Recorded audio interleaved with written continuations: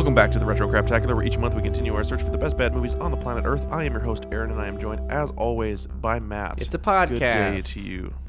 It's a podcast. Here we go. Did I not say podcast? No. Oh, we can't start the show right ever. How are you? Oh, I'm fine. I just drove somewhere to do something for the first time in 2 months and 1 week. Ew, why? Oh, I was picking. I mean, I drive literally every day, but that's fine. Yeah. Well, I was getting flowers for Mother's Day. Aw, from Mommy's Day. Yes. Nice. I didn't do anything for Mother's Day. That's fair. Cause it's tomorrow, so I'll do that shit tomorrow. Yeah. The flower place I wanted to go to just wasn't open tomorrow, so it's Yeah. No, I don't do flowers anymore. I got my mom I cashed in my Scene points because I have the Scene Visa. For anyone listening outside of Canada, we have one theater chain here in Canada called Cineplex, and they have these things called Scene points. If you get enough Scene points, you get free movies. Well, I have a credit card that gets me Scene points, but I haven't been to the movies in a year. At least, right? At least. So I saw 3 movies in the theater last year. I saw The Invisible Man. I saw the Harley Quinn Birds of Prey movie. Mm-hmm. And I saw Tenet. And Tenet was the last time I used my Scene points. And I think at the time, I had about 15,000 points. Wow. And I think to get into the VIP cinema, it costs about 2,000 points, maybe 2,500. Wow. So I just have so many points kicking around that I can't use. So I got an email to my email being like, hey, you should use some of your Scene points for a last day Mother's Day gift and get her like a gift card for something. And so I guess you can get like gift cards for restaurants or something like that. So I cashed in a bunch of Scene points, got them a gift card. Got my mom a gift card for that can be used at like 10 different restaurants. Oh. Yeah. Well, thanks, Cineplex. I know. Not and that was like sponsored. great. Not sponsored. But we are available. Literally always. Literally forever. So get at us if you want. Do that. Enough Mother's Day crap. No mothers listen to this show. You don't know that. Not even. My mother doesn't. Well, neither does mine. So. No. Well. Well, she supports us on Patreon though, which is sweet. Oh, that's so lovely. Isn't that lovely? Aw. Anyways, what have you been up to? I actually watched just last night one of the movies that you just listed that you watched in theaters last night. Was it Tenet? No, it wasn't. It should have been. Ooh, was it Birds of It Prey? was. Oh, okay. Cool. Yeah, I watched Birds of Prey and the Fab. I don't remember the whole title. Fantabulous Emancipation of Harley Quinn, or Of something? one Harley Quinn. Of That's one it, yeah. Harley Quinn. Mhm. Yeah. Yeah, I watched that. I enjoyed it a lot more than I thought I would. Yeah, it's pretty good. Yeah, it's I couldn't help but compare it to Suicide Squad. It's Of set course, in the same yeah. world. Obviously, also has Harley Quinn. Mhm. But Suicide Squad, in my opinion, as someone who doesn't know a ton about cinema, is a bad movie that was poorly written. Yeah. No, 100%. Yeah, Birds of Prey was really interesting to watch and intelligently written in that it actually had characters. Yeah. My favorite thing in that movie is at the very end when they're doing the big fight at the carnival or whatever. There's like a scene where like I think Canary and I can't remember who the other one is are like fighting back to back, and Canary's like got her hair down and it's like getting in her face, and the other girl's like, hey, do you need a hair tie? And she's like, oh, thanks. Yeah. And like puts her hair in a ponytail. I'm like, oh, this was written by women. Yeah. Yeah, 100%. It was so good. Yeah, it was Harley Quinn who had the hair tie around her wrist. Right. Yeah.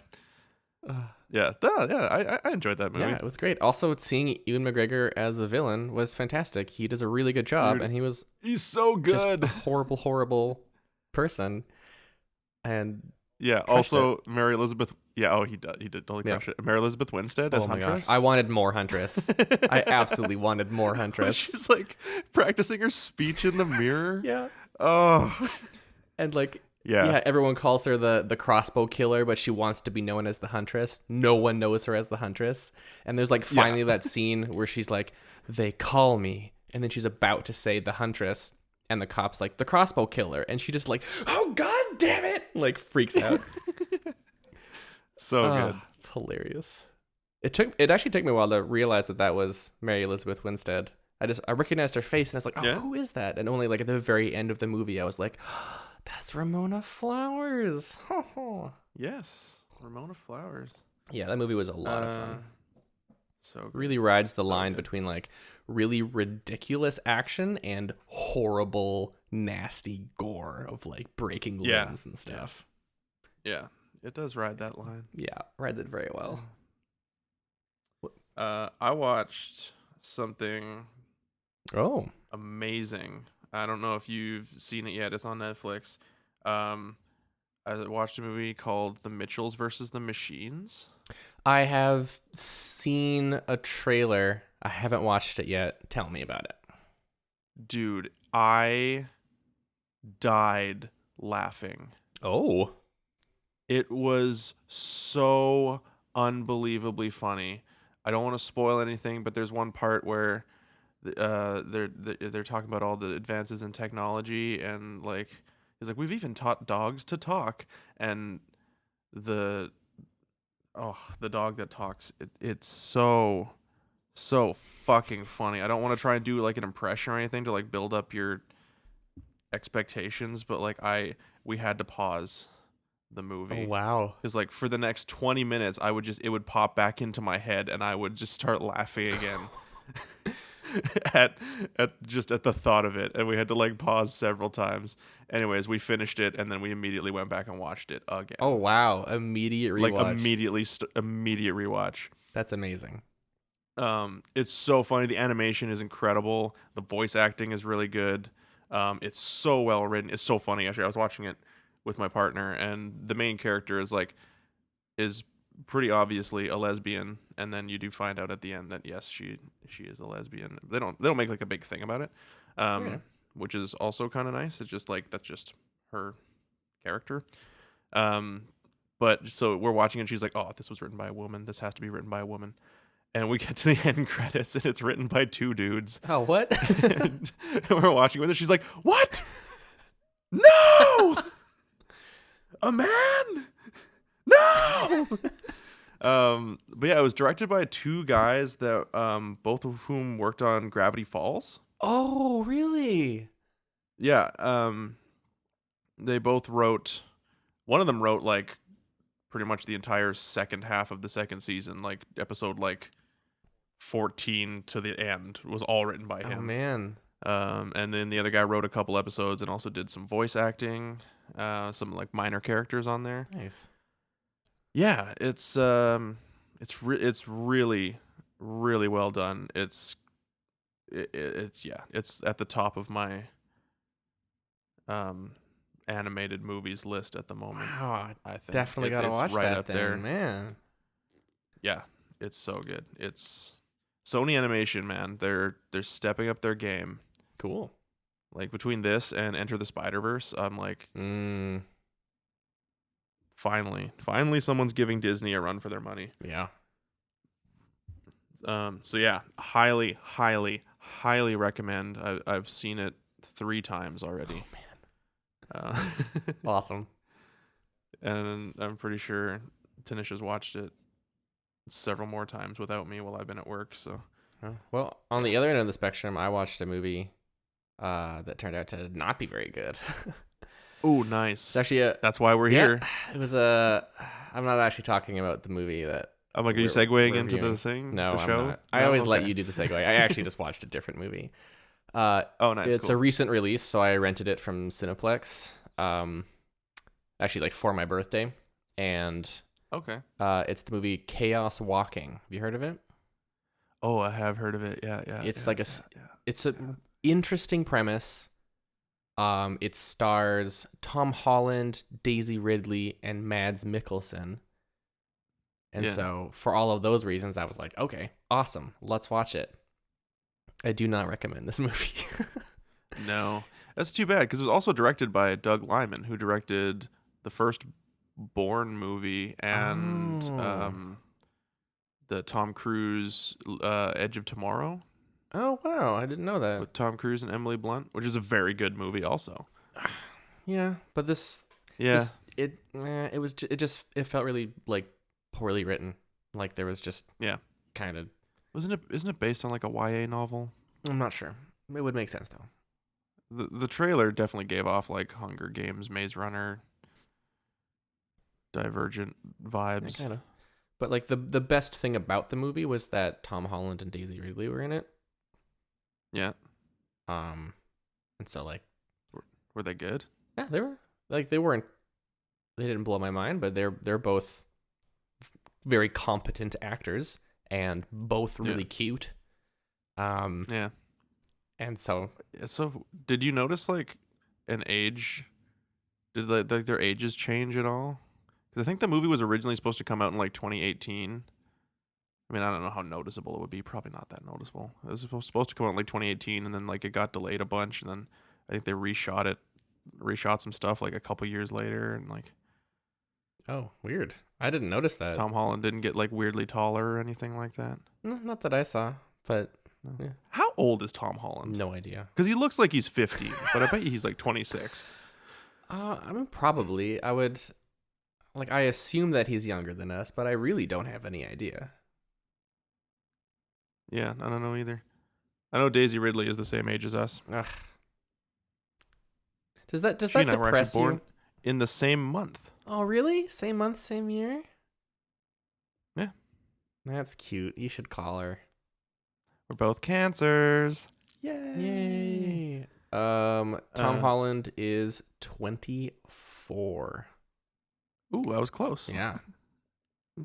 Nice. Hmm. Did you get around to watching either The Falcon and the Winter Soldier or The Bad Batch? Oh, no, I totally forgot that The Bad Batch came out. Haven't done that yet. I only saw the first episode, but I enjoyed Oh, it. cool. And it's like, also the first episode's like 75 minutes long. Oh, So it's that's like good to know. you get a short movie Right. right off the bat. Cool. It's pretty good. They worked in an annoying child. Classic. Why? You keep doing this? Oh, no. Is it to appeal to children? I guess, yeah. Like, kids probably like seeing kids in their shows? I guess so. I'm trying to remember, like, if I, like, when I was a kid, if I was watching, like, anime, like, if there was, like, a child character, if I related more to it. I mean, maybe. I definitely didn't. Like, I remember growing No, up. I hated watching, Gohan. Well, first of all, watching Red Dwarf, no kids, loved Yeah, it, and watching no Reboot, kids. Enzo's fucking annoying. Like, Yeah, Gohan was fucking annoying. oh, absolutely. Anytime there was a Gohan episode, I'd be like, no, fuck this. Where's Goku? Where's Piccolo? Yeah. Where's Vegeta? It's stupid. Never names get in over show. that name. Yeah, I heard someone describe that show as just hours upon hours of muscle screaming. Mm-hmm. And I'm like, yeah, Accurate. that's pretty accurate. Falcon and the Winter Soldier, I know I shit on it last episode, but oh man, it took a turn Oh, that I like for the better. nice. Which I'm very, very happy about. Okay, so you redact your earlier comments. Yes. I still think it took a little too long to get to the point. Okay. And the point of the show is, what does it mean for a black man in America to be Captain America? Hmm. You know, because at the end of Avengers Endgame, he gives Sam the shield. Yeah. And then at the beginning of Falcon and the Winter Soldier, he gives the shield to the Smithsonian, and he's like, I don't want to be Captain America. And then throughout the series, you know, he kind of goes on a journey of self-discovery where he needs to decide whether or not he can, wear the stars and stripes and be an African American and wear the symbol of a country that hasn't, respected him or his ancestors. So it gets to that point, and like episode 5 and 6 especially are really good and really touch on that. So Awesome. yeah, but like I said, it took its sweet fucking time getting there, and it could have got there a lot quicker in my mind. But yeah, overall, it's only 6 episodes. They're about an hour each. I think it's worth the watch. Cool. Well, that's good to know. It'll probably be helpful for me to already know that I had time to enjoy it more. Yeah. But cool. I will likely do that. Yeah. And this is one of those ones where I'm like, I think it might have been better if you'd put them all out at once. You know? Yeah. Like overall, I like that Disney Plus is doing the week-to-week thing. Yeah. Yeah. Because I know, like, when Netflix was doing their Marvel shows, like, there was always, like, a race to, like, binge the entire show. Oh, so that nothing gets ruined for you? So that nothing gets ruined for me. I remember, like, hectically, like, packing my bags because I had to, like, go to the airport to catch a flight to Europe, and I'm, like, only on episode 11 of Daredevil season 2, and I'm like, I gotta finish this before I go to Europe for 2 weeks, or else I'm gonna be out of the loop, and I'm not gonna know what's going on. It's gonna get spoiled for me on Twitter. And yeah, I have never felt like that about anything. I'm so sorry that happened to you. But yeah, that's because you're not on social that would media. be why. Yeah. I mean, we had a period of people respecting spoilers. The last couple seasons of Game of Thrones, I thought were pretty good. People weren't like, "Oh my God, so and so died." They kept it. They kept it pretty respectful online. But then I think it came with like Disney Plus. All of a sudden, like, I'm watching the episode of The Mandalorian at 6 a.m.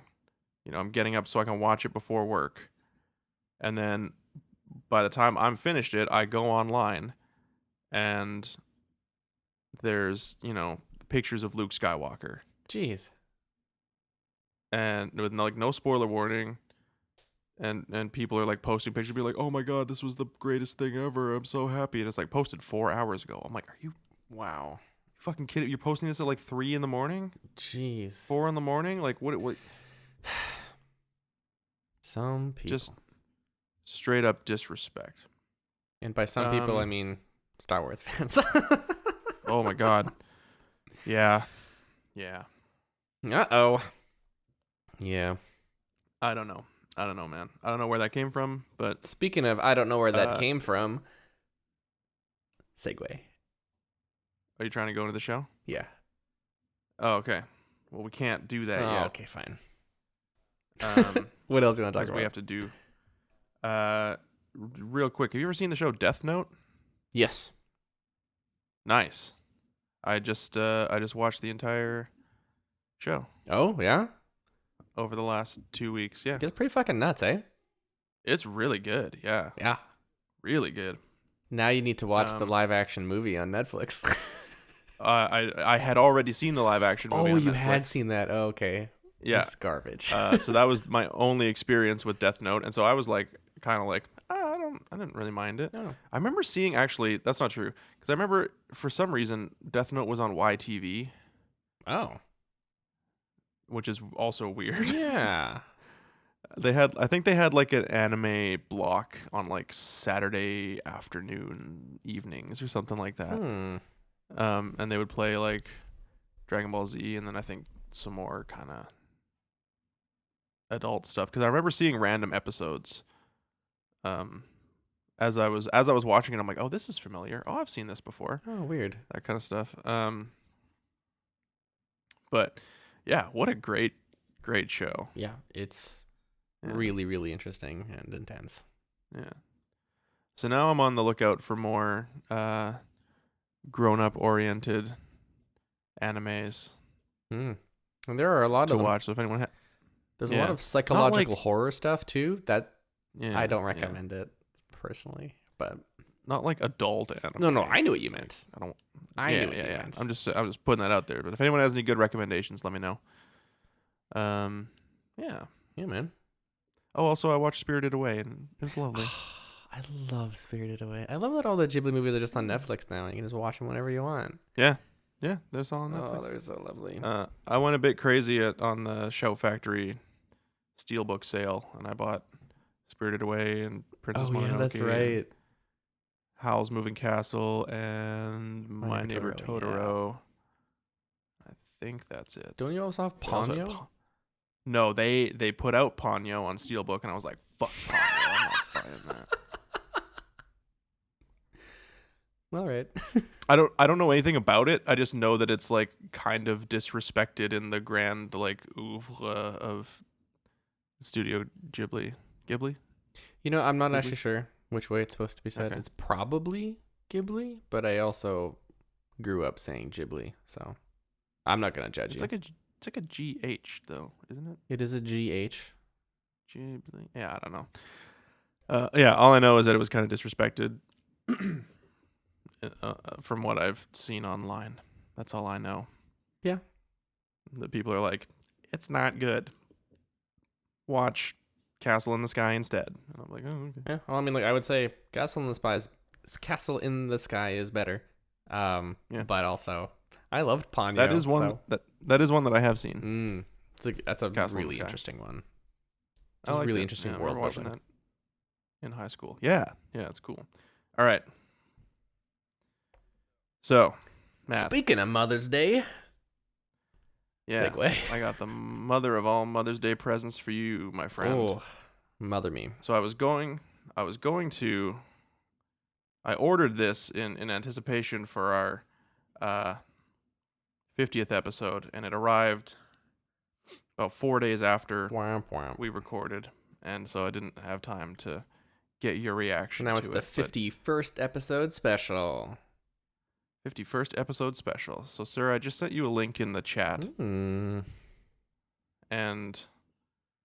well, okay, it kind of spoils it in the thumbnail, but I'm not gonna look at the thumbnail. Not gonna look at the thumbnail. I could see you looking at it. I'm It's totally not. fine. It's okay. All right. Click play on that video, sir. I can't see you anymore though. Oh, there you are. Okay, clicking play on video. Hey Matthew, what's happening, buddy? It What is the fuck? Jason, David, Frank. Where's my necklace? JDF, the Green Ranger, White Ranger, Red Zeo, Red Turbo, Black Dino Thunder, Lord Dragon, and now I have a brand new movie called The Legend of the White Dragon.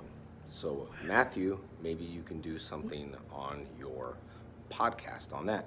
Hey, Aaron wanted me to tell you that you're amazing, and I know both of y'all watch Power Rangers, which is mind-blowing because we've been around for 28 years, and we were actually filming the movie on film. Everything is digital now. Everything has changed, my friend, but I understand that you are going on 5 years anniversary of your show, which is amazing. So a big shout out. Congratulations, 5 years of podcasting. So Matthew and Aaron, maybe one day you can get me on your podcast. I'm just saying, we could talk about the new movie, Legend of the White Dragon. My new character is Eric Reed. I could finally show all my tattoos and everything. So, but anyway, congratulations, man. And you guys know what time it is. It's morphin' time. See you guys. What? Yeah, man. Jason David Frank wanted to say congrats on podcasting. What? A Power Ranger just said my name to Yeah. me. To you. And also, like, low-key invited himself onto our show. Yep. Which is like, okay. Congratulated us on 5 years of podcasting and thought it was amazing that we watched Power Rangers. And okay, what the fuck did you do?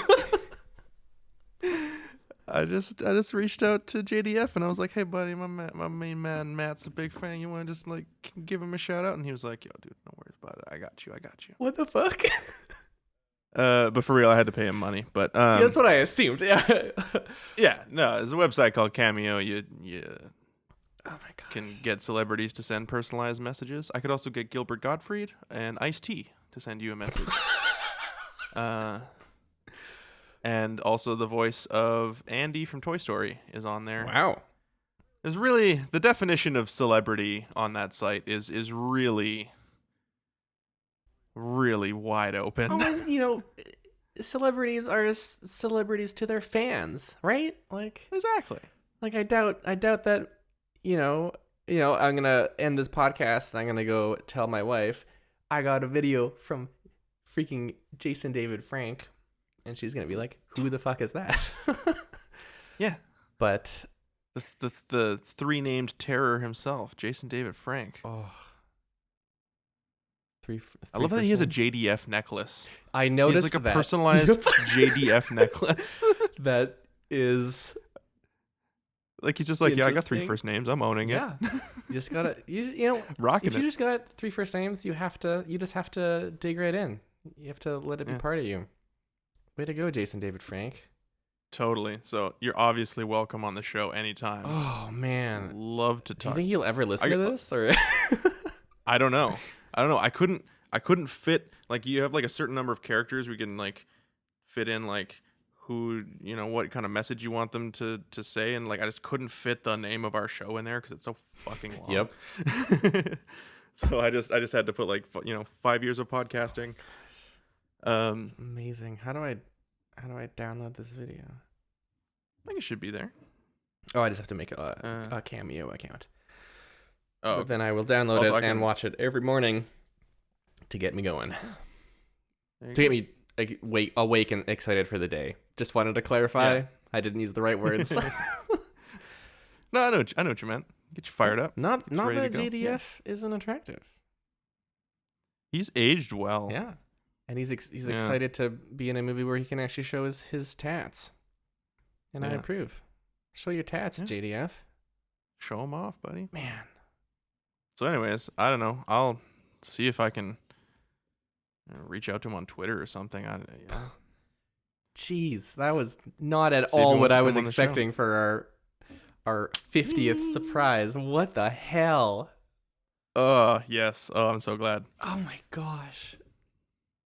I feel like my reaction probably didn't play well to audio because I was just completely stunned for most of it, but oh my god. No, it's all good. It's all good. There's definitely a few moments in there where you did not know what was going on. So Yep. Wow. Well, thank you, Aaron. Thank you for You're that welcome. amazing gift. you're welcome. Oh. I was so happy when I got the video sent back to me and I watched it. I was like, holy shit. That's amazing. He said my name. Oh, I am. And he invited himself onto the show. Yep. I That was the part that blew me away. I was like, I gotta, what? I have to reach out somehow. yeah, fuck. Get in touch with his publicist or I something. am all aflutter. Aw, I made you You flutter. made me flutter. I'm discombobulated. Oh, that's good. Well, then you're in the right mindset for our show. Fair. So let's do it. Should we jump in? Now's the time. Cheers. Cheers. We watched, we headed down under for an Aussie schlock classic again. This time we watched Dark Age. For over 200 million years, the crocodile has roamed the swamplands, coexisting with the people of the land. Today, it faces its greatest predator. There was another attack last night. 2 fishermen. Fishermen, that's a lot. They were poachers. Poachers or not, they are people. Looks like you've done it well and truly this time, Besser. Me? It was one of your crocs that did it, not me. This is the one we thought we'd never see in our lifetime, man. Pity we had to kill it then. Yeah. Fear not get him that Namanwari. Him smart. Him belong this river. I've got to stop it. I don't want to hurt it, but I've got no choice. Don't you understand? Namanwari carries the spirit of the people. That's why he says he can't be killed. Devil get him. He tried to kill that crocodile and devil spirit get him. Where is he? Where's he gone? Matt, Hmm. Dark Age. Yep. Movie It is. about crocodile. Uh-huh. What'd you think? Well, it's interesting. It's interesting because whenever you have a movie that's about a large, typically underwater creature eating people, you can't help but compare it to Jaws, right? Like, did you also compare it to Right. Jaws? Oh, 100%. As I'm watching it, I think one of the first notes I made actually was, oh, this is basically just the Aussie Jaws. Yeah, but And then sorry. right at about the third act, I made another note. I'm like, oh, wait, no. Now this is the Australian Free Willy. Yeah, see, that's interesting, right? Because the plot of Jaws, I feel like you could say, is there is a large shark killing people, and then that's Yeah. it. That's the plot, right?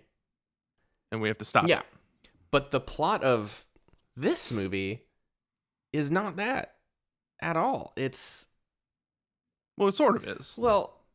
but it's not, because I feel like in the end, the villain, the antagonist of this film was not the giant croc. No, It wasn't. It wasn't. Which was Yeah. a turn that I found welcoming as I was watching it. So, I guess to get in the movie, essentially, they're in Australia. Our main character is a ranger who, Yeah, somewhere in the bush. I don't know exactly. yeah, where. I mean they I can't remember said what they said. names of towns at some point. I didn't recognize any of them. I'm bad at geography 'cause it was in my probably own like- country, let alone other people's countries. Yeah, because it was probably like Killabong and Wagga Wagga and, For all I know, those are exactly the places that they said. yeah. I'm gonna look it up now. See Okay, if Wagga cool. Wagga is an actual place. Wouldn't be surprised. What did I say? Killabong? Killabong, yep. Very close to Billabong.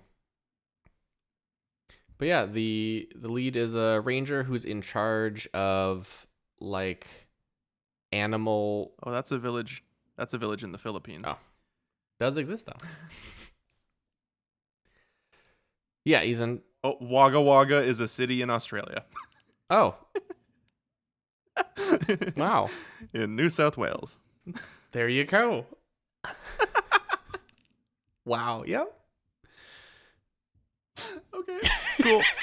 Crashed it.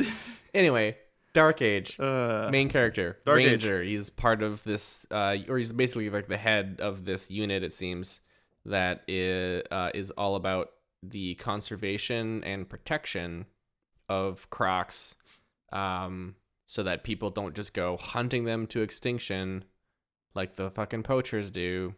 But then also, like, if there is a big dangerous croc, it's their duty to go put it down so that the people are also protected. Yeah. And then we get a fucking massive crocodile, prehistorically large. Oh, it's big. And I mean, like, its first victims are poachers. These fuckers essentially get loaded out in their boat at night with their shotguns and just start shooting crocodiles. And at first I thought they were going out hunting. I thought that they were like harvesting the skin or the meat or something, but it seemed like they were just shooting crocodiles and then moving right along to the next crocodile. I Yeah. didn't see them harvesting bodies or anything. No. Pretty sure they were just No. huge assholes. Yeah. And then Which, like, I mean, I know it's illegal, but like crocodile skin, it's pretty valuable. Like, they're just leaving money on the Yeah. table. seems pretty dumb. In for a penny, in for a pound, I say. If you've already shot it. Then yeah, use the fucking body. Yeah. Fucking come on. Yeah. Yeah, so then they I'm gonna burp. There it is. Nice. I'm leaving that in. Beautiful. Our listeners will enjoy that so much. Um, so then they meet a big croc that obviously they can't put down. I think it actually fully tips their boat and then just goes to town. And then this movie has a large part of it is to do with some of the First Nations people of Australia in that area. Who like know about this giant croc from part of their like culture. Yeah, it's a sacred animal to them. They call it Namanwari. Yeah, referred to as the dreaming crocodile, I think he says. I think the legend is that like Namanwari was a human and then didn't have enough food and then went into the creek and turned into a crocodile and started eating creek stuff. I think, yeah, that sounds about right. Yeah. It was a little difficult to understand what the lead Aboriginal character was saying at times. Yes. Because he speaks in a very specific dialect. I mean, like it was tough enough to understand some of the white Australians at times. Yes. But they I guess they have a very sort of different dialect because I mean, obviously they wouldn't have grown up speaking English probably. Of course not. English would have been a secondary language to them. And so he uses like using the word him instead of his and stuff like that. Yeah, a lot of the way that he was talking made me think of like old media portrayals of any Indian or First Nations person speaking in broken English, where I was like, I don't think that this is realistic. Him go that way kind of thing. Like I've never experienced that in real life. I did grow up like very close to a large First Nations reserve, the Kwakwala people. Well, I grew up in Port Hardy, in case anyone knows who that is. Never once have I heard anyone talk like that. That's just like, the first time I heard that was Peter Pan from Disney. Which is, you rewatch that and you're like, oh, wow. Nope. That song is so offensively racist, but it is a banger. It is tragically catchy. Yeah. But yeah, so I did get a kind of feeling of that the way they were talking, where I was like, would they actually talk like that? I don't know for sure, but I don't know either. I don't really want to comment on whether or not that's accurate or not. I just know that at times I found it hard to understand, difficult to understand. At first, you kind of after a while it was sort of like Shakespeare, where your ear just kind of gets tuned to it. Like, you know, anytime you go see a Shakespeare play, like the first 5 minutes, you have no idea what the fuck's going on, and then and you adjust. Yeah, you start to pick up on the right things, and you're like, oh, okay, I know what's going on. But so there's a big croc, Namanwari, and the First Nations people there are like, yeah, it's a big croc, it's sacred. Like, I don't think he says like don't go kill it. I think he says you can't kill it. Like if you go after it, you're dead, pretty much. And yeah, so like the investigation kind of starts, but the head ranger dude is also kind of like, okay, I know that these are poachers. I hate poachers. These guys suck. They probably deserved it. But then old Namanwari comes up on the beach when all the kids are playing in the water and straight up eats a child. Oh yeah. I really like our that's when I was like, oh, okay, this is Australian Jaws. Yeah, because there's that scene in Jaws where the shark eats the little Kintner boy. You know. Yeah. I didn't think they were gonna do it. I like our lead female character Kathy was like running down the dock because she was the first one to see the crocodile approaching and was like got pretty close to the kid. I thought for sure she was gonna save him at the last moment, and then it was gonna be like, oh no, our kids aren't safe. We need to do something about the crocodile. No, fully like one bites this kid. Just one bite brownies that child. like a fucking Snickers bar. It was, and Gone. honestly, the Foley work was wonderfully cringy. Of like Yeah. just, Oh yeah. I'm like, ooh, that sounded like a plastic water bottle, and it really hit home. Yeah, totally. I've used plastic water bottles to make bone crunching Foley sound Yeah, effects. me too. And it works For perfectly. neck snaps and the like. Yep. I once did. Actually, you were part of this project. Our final film project we did in grade 12. There's a scene where a girl accidentally gets her head smashed against a concrete wall, and I used I smashed 2 phone books together, and crushed a plastic water bottle, like a real brittle one. And I remember our teacher was like, "You gotta take the sound effects down, man. That is gruesome." Yeah, it was good. Ugh, Yeah. yeah. But it was, I mean, like, combined with, like, now I'm talking about our grade 12 film. Well, like, the image of, like, her head going back, and I, like, timed it so perfectly, and then she just, like, went limp and dropped, and he was like, "Dude, we can't show this to your parents." Yeah, that's how you know you did well. What are they gonna think? And I'm like, well, they won't care, but okay. Yeah, your parents in particular would not mind that at all. I'll turn the volume down, I guess. Ugh. But yeah. Anyway, No, man, eating children. It's a good way to create a sense of foreboding, if you will. yeah. Imminent sense of danger. Suddenly the stakes are much higher. Bunch of drunken poachers get eaten. Good, I say. Mm-hmm. Innocent children get eaten. I say bad. That's fair. Yes. Good assessment, Aaron. So, yeah. Yeah, so basically it's about the issue rising and rising about there being a killer croc, and this ranger whose like job is protecting crocodiles. His whole department is now in jeopardy of being shut down, and if they get shut down, then all the crazy drunk poachers, who won't be poachers anymore because no one's stopping them, will hunt the crocodiles to extinction. And so I was actually pretty impressed overall with the plot, that I felt the stakes being like, the stakes aren't this dude's life or his job or his department. Like, there is a risk of a species being hunted to extinction as the outcome of this film. And I was like, oh, I'm feeling stakes right now. I don't always feel that in the movies we watch. Looking at you, Mortal Kombat. It's a true... Yeah.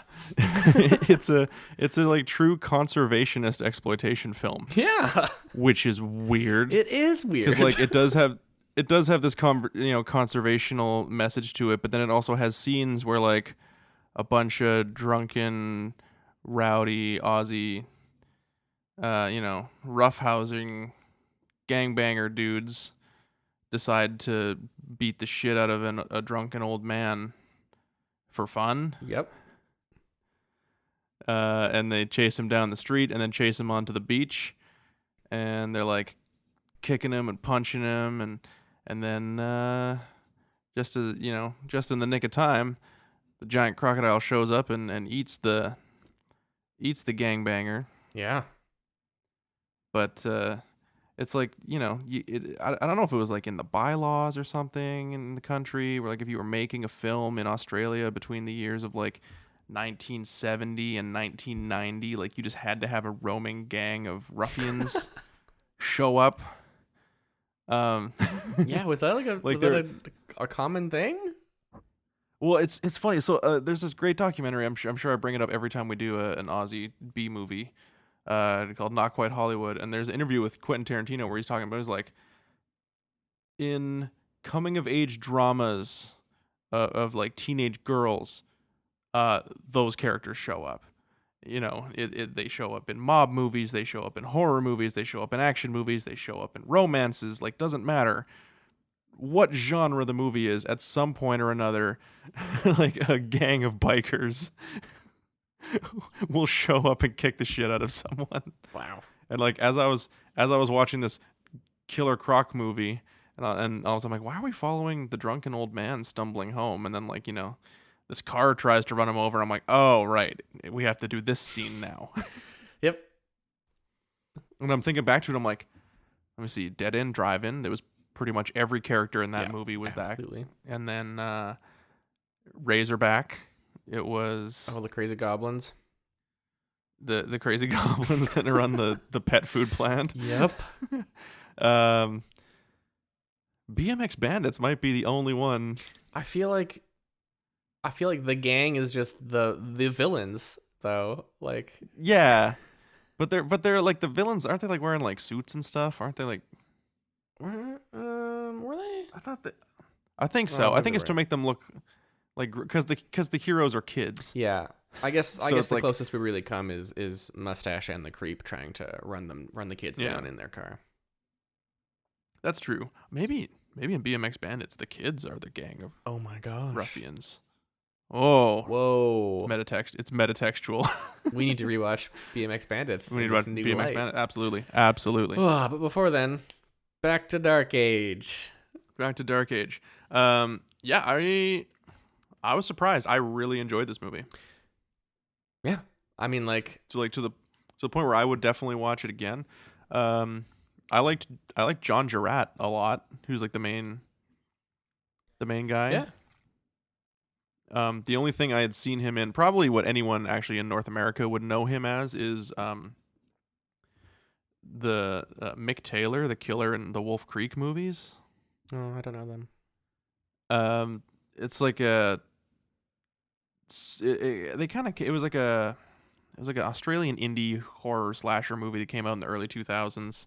Kind of around the same time as like Hostel and Saw. To kind of make these like really extreme, like violent torture porn kind of movies were like in fashion. Yeah. I'm not crazy about the movies, but they did a TV show, which is on Shudder. If you're in Canada, it's on Shudder, and it's like 2 seasons. They're both anthology, so like each season follows a different group of characters, but the show is phenomenal. The first season in particular is amazing. It's worth just get a free week of Shudder and you could probably binge watch the entire first season, probably do most of the second season if you really had a lot of free time. Highly recommended. But he plays this like crazy outback killer. It's like a cross between like Steve Irwin and Hannibal Lecter. Ooh. Maybe the best way to describe. Yikes. That's a mashup. Like if Hannibal Lecter was a total like Aussie bogan and grew up in the middle of the outback, Oh boy. is kind of what his character is. So like going from seeing him as that, and that's my only exposure to this man, to like seeing him being like the like handsome, chiseled jaw lead of the movie is like, Interesting. I was like, oh, okay. He's got a bit of range. Yeah, which is nice. It's always nice to see that. Yeah. But yeah, like where this movie could have just been the Australian Jaws, where now our lead hero, the Ranger, gets all his gear together, goes, hunts down, and eventually blows up the crocodile. Instead of that, we get our lead Ranger, who's concerned about the conservation of alligators, teaming up with And also about like Aboriginal rights. yeah, totally. Which is Like he's like it's not the white man's place to go in and just shoot the crocodile every time. yeah, he straight up brings up like the like some of the like fallacies of colonization. Totally. Where like all of these white people are in charge and shouldn't be. I just did not expect that from a movie, especially from the 80s. Like, Oh no, totally not. And I did find it hard to take his boss seriously at times because he kind of looks like John C. McGinley. that's who he looked like. I was trying to figure it out. It does, yeah. Oh, like his boss But like is just with a like fatter neck. just with the fat, yeah, just like he's just the Aussie Dr. Cox, It was weird. It was except less funny and more of an asshole, yeah. which is weird. Yeah. But Yeah, so that took me out of it at a couple points. I'm like, oh my gosh, really? Yeah. Like to the point where I can't even imagine his face. I'm just imagining John C. McGinley in the movie. That's good. Um, But yeah, so But- our lead, I totally don't remember his name at all, but he I don't either. he teams up with the I'll look it up.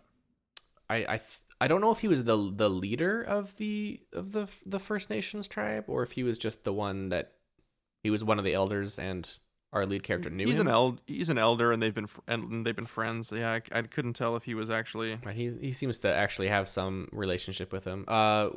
His name was Steve. The main character's name is Oh, Steve. Yeah, of course. Steve Harris. Yeah, Steve, and the First Nations elder who helps him is named Undabund, I think. Yeah, you got it. Nice. They said it enough times. And Eventually the I caught it. actor that plays him is Burnham Burnham. I remember seeing that name in the credits and being like, "That's interesting. Who has the same name twice?" The actor's so nice they named him twice. Yeah, Burnham. There we go. Now I know. Burnham. But yeah, he teams up with Undabund and Undabund's son. Yeah, the guy who plays his son, David Gulpilil. I'm probably butchering that. That guy is like the Australian Aboriginal actor Oh, cool. who's just like he was in Crocodile Dundee. He was in this. He's been in just like a bunch of he's in like a movie called Rabbit Proof Fence from early 2000s, which is really good. He was in the Baz Luhrmann Australia movie. Oh. Just been in a bunch of stuff. Cargo, which was really good. Hmm. Yeah. He apparently is a very, very he's like the indigenous Australian actor. Kind of like Graham Greene in Canada. Oh. Cool. Where it's like, oh, you need an Aboriginal elder? Just get Graham Greene. He'll do it. Nice. He was in Dances with Wolves. And he just shows up in he was in the Corner Gas movie for like one scene. Oh yeah, that's right. Oh man, They're going fishing. love it. So anyways, apparently he's like their Graham Greene. Nice. Yeah. Yeah. So Steve and Undabund, and as well as Kathy, the woman who almost saved the kid who got eaten, who turns out to be the like love interest in the film. They all team up. I mean, Kathy doesn't come for the first part, but they, instead of killing the crocodile, like the elder tells them the story and it's like, yeah, he's originally from this other place and then he got lost down the creeks. Well, I think he was maybe like making the creeks way back in the day. And so they're like, okay, well, let's just fucking like bring him home away from all the humans. Yeah. And so they actually like, there's a like action sequence of them having to like harpoon and pull down and tranquilize Namanware. And then they like put him on a huge semi truck because he's fucking massive. Yeah. He's like literally on a flat deck. Yeah. and then they like try to like hide him from the poachers by like covering him in like tree branches and stuff. And Yep. There's a great scene where they go through they're trying to take him, off somewhere and release him where he won't be a danger to humans. And there's like a weigh station. He's like, oh, this is like the only chance I'm gonna get to weigh this thing. So they like pull off to weigh him, and then like, oh, what you haul? It's like, you don't have to stop for a weigh. Like, you're not overloaded. He's like, no, we just want to know how much we're carrying. If we could get away, he's like, oh yeah, sure. Goes off and weighs. They're like, what you got? He's like, oh, just some timber from back there. We're taking it up here for a building project. He's like, oh, okay, cool. And the guy like kind of like walks to the back, and like the tail just like he like goes to like peek underneath and look at it, and like the tail like comes out and like swats him. He's like, ah! And then they just like hightail it out of there. Yeah. Yeah, they just like book it. They just book it out of there. It was pretty amazing. It is pretty amazing. Fun fact about this movie, which I didn't realize, it was written by a woman. Oh. Sonia Borg. Interesting, because I was gonna say that, especially for like an 80s B movie, I really appreciated not all of it per se, but the love interest was not like flat and shallow. No, not at all. Like we we are shown a lot and not told a lot. And I feel like that's a lot that happens very often in these old movies where it's like, you know, there's some dude and then he sees a girl and they make eyes, and then some, you know, his like sidekick or whatever is like, oh, who's that girl? And he's like, that's so and so, and here's our entire history together.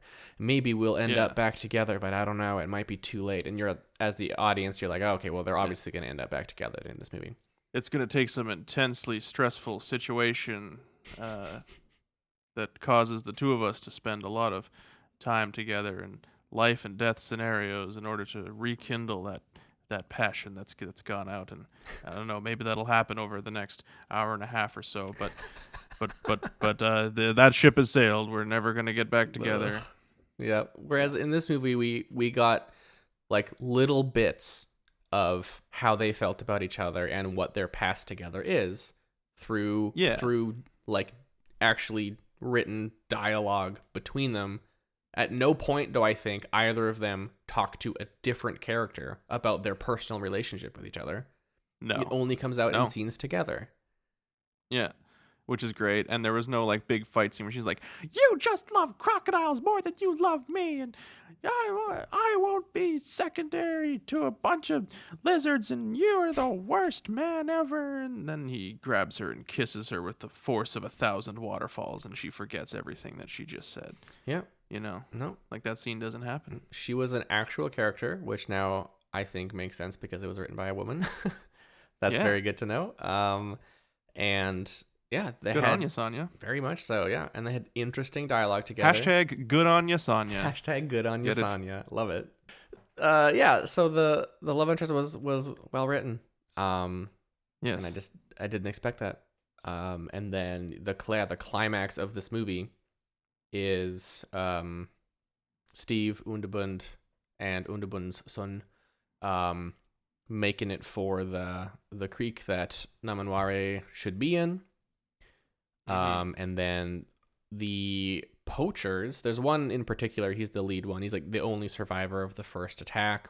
He goes back to try to kill the croc again. He fucking hates crocs. And Namanware takes his fucking arm off. And then I can't remember. Was it actually Namanware, or was it just a different crocodile? Oh, that was him, because he tries to kill it with an axe, and he leaves a wound in Namanware's head. And they see that wound later. Right. Yeah, so it was him. But there is a scene where they like think they've killed a croc, right? But then it turns out it was a different croc. Well, they go out and shoot like literally all the crocodiles they can find at one point. Yeah, the immediate reaction to the kid being eaten is that like all of the rangers go out in boats and hunt all of the crocodiles, and it's for nothing. But I remember there being a scene where they're talking about like, oh yeah, we went, we killed it, and then like another croc attack happens. I don't think you're remembering that right. Or am I just confusing that with Jaws? I think you're confusing that with Jaws. What does happen in this movie is that they go out and they catch Namanware, right? But the official press release is that it's been dealt with, and they let everyone believe that they killed it. Oh, maybe that's what I'm thinking. But then, word reaches the poacher bastards that they're not dead. Yeah. He's not dead, but being held. And they go. Well, yeah, because they went out and tried to get revenge, and he got his arm bitten off. Yeah, and so he's in the hospital. And his mental and physical health deteriorates greatly. He like basically becomes a psychopath. And they like get in their car.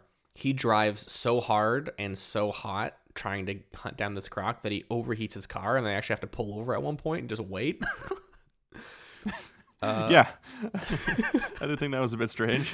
Yeah, but then Kathy, who like they came to Steve's house, and he has like a place in his yard where he keeps some crocs, probably rescued them, and they just go in and shoot them all like execution style. It's fucking brutal. And then when they realize that Steve's not there, they take off, and he's like, I know where they're taking him. I don't really know how he knows that, but apparently he does. And they take off after harassing Kathy, but then Kathy like gets on the horn with Steve in the semi and is like, damn poachers are on their way. That's not what she sounds like. But yeah, she's like, I just passed them. They're broken down on the side of the road. yeah, she just goes right past them. That was actually good too. Like they get out in front of the road and they're like waving their arms and they have guns and everything, and she just floors it. Yeah. That's great. Yeah, and then she catches up, and the semi gets like stuck in the sand at one point, but they need to get going because the poachers are coming, and they have to like rig up some stuff and like put like sticks under the tire so that it'll gain traction. And while they're down there, Steve's gun falls out of his pocket so that he doesn't have it later. Well, yes. Okay, so they're driving through the bush, literally with Undabund sitting on the hood of the truck. Yeah, he's being straight like, on the front. This way, let's go this way. He's Fucking like a awesome. freaking hood ornament on the front of the car. He's like, amazing. let's go this way. And so Steve's like, okay, sure. And then like eventually like they like end up driving over like a small, I don't know, I want to say a small cliff, but that sounds too big. Yeah, no, it's just a Basically, little bit of a they drop. catch some air. Yeah. They catch some air in the semi. And Undabund like goes flying, and but luckily they're like pretty close to the Billabong, so they just kind of they lead. They managed to get the croc in the water. Yeah, they lead Numenwari to the water, but then the poachers like catch up, and then people start scuffing. They actually like shoot Numenwari before he's in the water a few times, and people start fighting. And yeah, while they were digging out the tire, Steve accidentally dropped his gun, so he doesn't have a gun. Yeah. So he's fist fighting all of the poachers, and then the main poacher guy who lost his arm grabs the axe and he heads into the water to try and kill Numenwari, which seems like a bad idea. I mean, it was a bad idea, but he almost does. Like, Numenwari, I think, is still a little tranked, and he gets in the water and starts hacking away at his neck with that axe. Yeah. At which point, Undabund gets up his harpoon and is not going to have that. Yeah, so can we talk about this at one point? Because, like, Undabund is wearing, like, clothes, and then he's wearing, like, boxer sees shorts. That's about it. Well, not for the whole scene, though, was he? I think so. I need to see it again. But I feel like he was wearing clothes, and then when the poacher showed up, he ran off into the bush, and then came back and was only... All of a sudden, he had full body paint on and was only wearing, like, tiny little boxer shorts.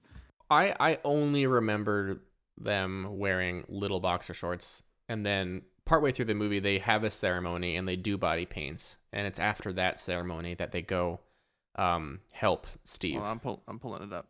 Yeah, I remember that. I remember them doing the body paints. But okay, let me see here. Okay, he's got like a yellow t-shirt on. And does he have the headband on? I mean, he probably has the headband Anyways, on the whole time. Nope, doesn't. Oh? So anyways, after they crash the truck and they're trying to lure them into the water, when the poachers show up, he like runs off into the bush and then comes back with like full body paint. He's got a headband on and he's just wearing his like little red shorts, and he's got like 5 spears with him. And I was like, where the fuck did he get not only the 5 spears, but he also has like I think it's called a Wubara or something like that. It's like the spear launcher. Oh, yeah. I guess I just assumed that he had those in the semi or something. Maybe. Sure. Let's say he did. Okay. I just remember him running off, and then like the next time I see him, he comes back in with like full on body paint and spears and and I was like, that. I just kind of burst out laughing. I was like, that came out of nowhere. Okay. Yeah. And I'm just like imagining, I'm like, I want to see the deleted scene where he runs off and he's like, okay, gotta take off the shirt. Okay, gotta put on the thing. Quickly put on the warrant. Gotta save the crocodile. Gotta get oh my into gosh, the gotta phone paint my, booth and gotta paint my take his entire clothes body. off. Oh my gosh, this is taking so long. But yeah, no, it's a super tragic ending because Undabund gets his harpoon ready to save Namanware. One of the other poachers gets in his way and raises his gun, and then they both take each other out.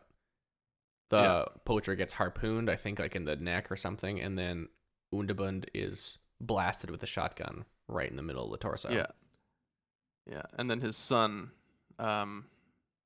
uses the harpoon to kill the main, to spear the main poacher. Yeah, it gets him in like the upper thigh so that he can't like scurry out of the water, at which point Namanware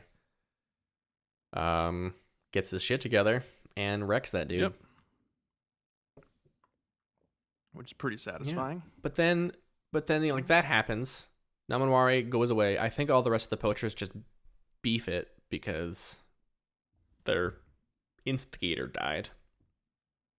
But then Steve gets down with a dying Undabund, and Undabund says, I wish that I'd written down the line. It wasn't bad.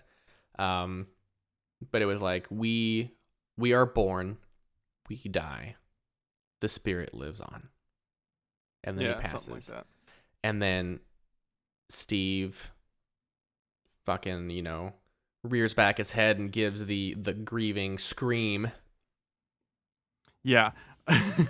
he yells so loud that you can hear it at Ayers Rock. which is either very far away or right next to them. There's really no context for it. Yeah, don't know about that. But then there's only one scene after that where Undabund's son, along with just someone else from his tribe, go to the Billabong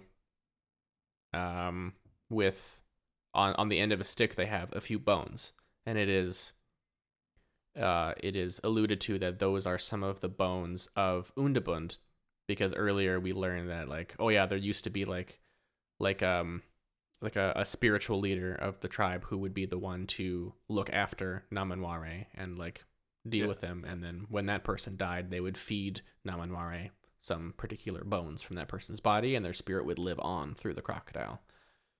Right, so we have that, and then the movie ends, which to me is not much of a denouement. There is little to no falling action at all after that very tragic outcome. Whoops. Yeah. It kind of just goes to credits. We don't get to see what happens with Steve and Kathy. Yep. I guess they get back together. I mean, they sort of did get back together. They haven't worked out all their issues, which is a very realistic portrayal of a relationship. Yeah. So yeah, she says that he was a lousy fuck, and then it immediately cuts to them in bed, and John Jarratt is just going to town on her kneecap. Yeah, that's right. Just with his mouth. Sucking that kneecap. So sensual. For so long, too. Fuck? I mean, I was just I haven't tried it. I'll say that much, but maybe the kneecap is her erogenous zone. Who knows? Just the lefty, though. It was lefty like that. Lefty like that? Oh, gross. Yeah. Yeah, so ultimately I was disappointed with the sudden tragic ending of the movie and not getting any falling action with what I felt were our lead characters. But that being said, this was so much better than just an Aussie Jaws movie. And totally had a lot of intelligent writing and it really drew me into the plot. I really enjoyed it a lot. I thought the music was really good. It as well. It had a very 80s soundtrack, which at some points were pretty bad. Where it's oh yeah, some synthesized pan flute. That's what I want right now to set the mood. Whereas at other points it was this is like some of the synths and like techniques that people use now, because 80s synths are definitely in style. Yeah. So some of it was very good, and then some of it was like very But dated. I feel like, oh yeah, no, totally. But I feel like there was definitely parts where they had mixed in some like traditional traditional Australian instruments too. There were, yeah, you're right. Yeah, and not just didgeridoo. That was the other Yeah. thing that I liked. I was like, I love that. We're seeing huge vistas of the outback, and it's not just like, Yes. and I'm like, oh, we're in Australia, and it's like, well, it's probably because it was made by Australians and not Americans. Probably. Yep. Yeah. And there was a lot of interesting percussion as well that was used. I always enjoyed that. Yeah, the percussion in particular, Yeah. I actually really enjoyed. I should have looked up who the composer was, but oh well. I saw the name and I just didn't recognize it. So Yeah, overall I like it quite a bit. The one I think kind of detractor for the movie is that the croc isn't very good. oh yeah, it's It's pretty bad. It's when it's not moving, it looks great. Yes. Like the scenes where it's tranquilized and they have it in the reserve, she's like going up to pet it and stuff like that. I'm like, oh, that looks like really good. But there's like definitely scenes where it's like in the water and it's like very, very slowly like opening its mouth trying to attack someone. Yeah. It's like, Unfortunately, that's the last way that we see it too. yeah, Slowly closing its giant mouth over the bones, so really slowly and mechanically. yeah. So yeah. that's kind of the one downside to it being like really truly great. But I think they worked around it a lot. Yeah. You don't see it a lot, or if you do see it, you can kind of just see like the tail spines and a little bit of it as it's going through the water. Mm-hmm. As opposed to seeing the whole crocodile trying to come up onto the land and eat people. Like, I don't know if you've ever seen the movie Rogue. No. Which is another giant Australian crocodile movie. Oh. Directed by the same guy who made Wolf Creek, actually. Ah. But that one, they use a CGI crocodile for a lot of it, and it's just not as good. Oh, yeah. I believe that. Yeah. Yeah, but yeah, ultimately, given the 3-tier rating system that we use here on the Retro Craptacular podcast, I feel like this is very clearly a Breakfast Club fist bump. Hell yeah. Don't you forget about me, baby. Baby. Yeah. Breakfast Club fist I do have a bump. question, though. Why the hell is this movie called Dark Age? No idea. What's up with that? I have no fucking clue. It's based on a book, and the book's called Numenwari. That would make so much sense. And yeah, and I get like, okay, Numenwari doesn't mean a lot to white people. And you see Numenwari on a poster, and you're like, what the fuck is that? Yep. That's stupid. Let's go see Star Wars again. I think this probably would have been out around the same time as one of the Star Wars sequels. And that's how I sounded back then, so. Was this 1987? All right. Let's go see Predator. Here we go. It's about a predator. I know what that is. I don't know what a Numenwari is. But calling it Dark Age also doesn't help at all. Yeah, Like- it's because it's not medieval. Nope. Sure ain't. Yeah, I don't know. Couldn't tell you. I wonder if it's in the trivia on IMDb. I'll look it Okay. up. Also, I'm having a hard time finding the Rotten Tomatoes. Hold on. Me and the listeners will just sit here and wait for you. Shh, just wait. Oh, baby. All right. So the audience score and the Tomato Meter critics score are drastically different. Oh, okay. Now, so this is based off 6 reviews. What do you think the Tomato Meter gives it? This is the critics. Critics, okay. I mean, while I enjoyed the movie and I liked it, I feel like maybe it probably wasn't reviewed very well critically. I'm gonna guess 27. Do you want me to just tell you? Yeah. 100%. What? That's never happened. Okay, you said This movie has a higher critical rating than Citizen Kane. Oh my fuck.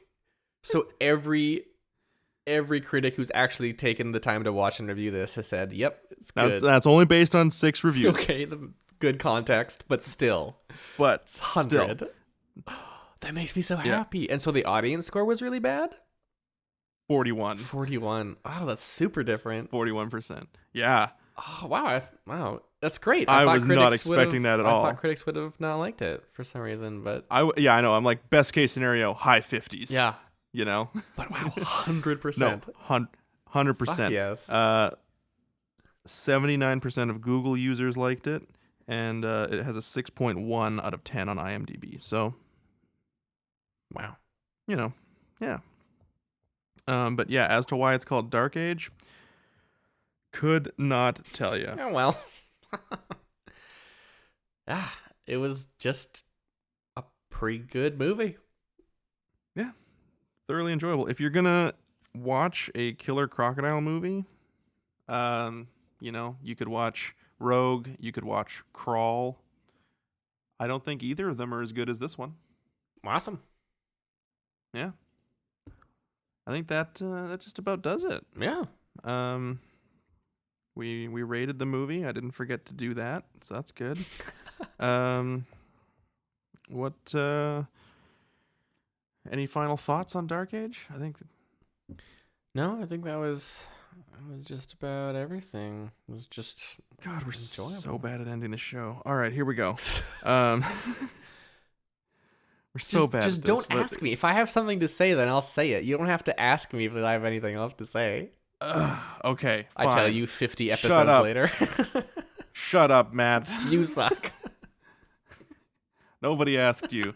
Thank you so much for listening to the Retro Craptacular on our podcast on Dark Age. We will be back next month with the start of a little mini series that I'm calling the Retro Craptacular's Super Spooky Summer. Ooh. That's what I'm